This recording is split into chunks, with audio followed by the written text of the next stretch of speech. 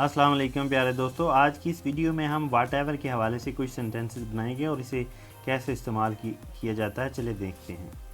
Do whatever you can, आप जो भी करना चाहते हो करो। Do whatever you want, आप जो भी करना चाहते हो करो। Do whatever you like, आप जो भी पसंद करते हो करो। Ask whatever you want, आप जो भी पूछना चाहते हो पूछो। Read whatever you want, आप जो भी पढ़ना चाहते हो पढ़ो। I can do whatever I want, मैं जो भी करना चाहता हूँ कर सकता हूँ। I will do whatever you are, आप जो भी कहोगे मैं करूँगा। I will do whatever you want, जो भी आप चाहते हो मैं करूँगा। Whatever happen it is over, जो भी हुआ वो ख़त्म हो गया।